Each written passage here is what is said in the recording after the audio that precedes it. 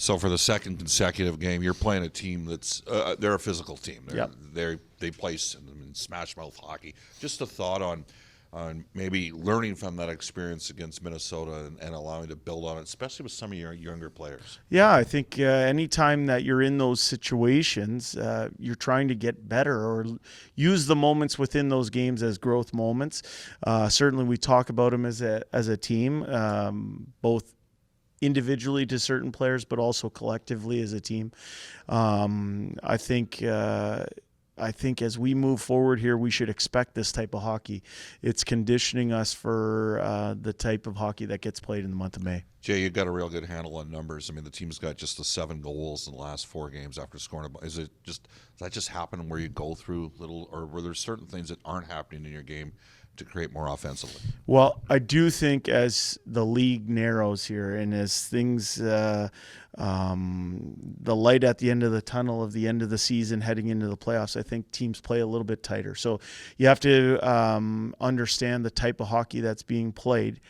However, I do think there are some things that we can do better offensively. I think there's some individuals who can convert the chances they are getting. I think there's things we can do as a team to be a little bit harder on offense, a little bit more physical on offense, getting to harder areas so that you're not one and done in the offensive zone. You're creating second and third chances, and that's the time of year we're at. We're at the second and third chance type of year. And in order to have second and third chances, you need second and third efforts. Looks like you're going to have to run right through the tape at the end of the season. There's some clubs that are going to be able to rest some guys and take it easy. By the looks of the Pacific, you're going to have to, like I said, run through. Is that preferable for a coach? Would you rather have that, or would you rather have a little bit of breathing room in the last few days? I've felt like that since we've got here, or Dave Manson and I came up from Bakersfield. It's felt like that every day. It's what we know. I think when you have the type of mindset that we're trying to get to, which is taking it one day at a time, and remaining even keeled no matter what happens. I think when you do that, you break things down.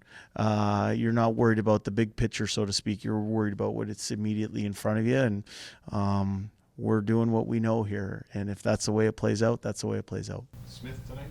Smith is in tonight. And you mixed your lines up during the game the other day. Did they start again like they started, or do you keep mixing? Yeah, you know what we want to in that game, we just tried to create a spark. We didn't think we had much going on in any way, so we tried to move some chess pieces around the chessboard, and we have some good options here for tonight. So we'll see what happens with regards to our lines. Jay,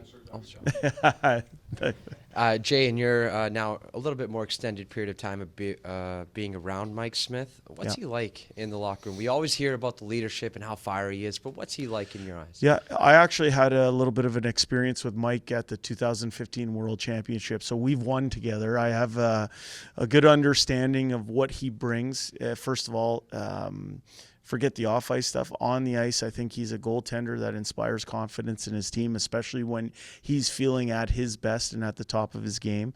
I think his puck handling is a real factor, and it forces the other team to adjust some things just based on the way he handles the puck.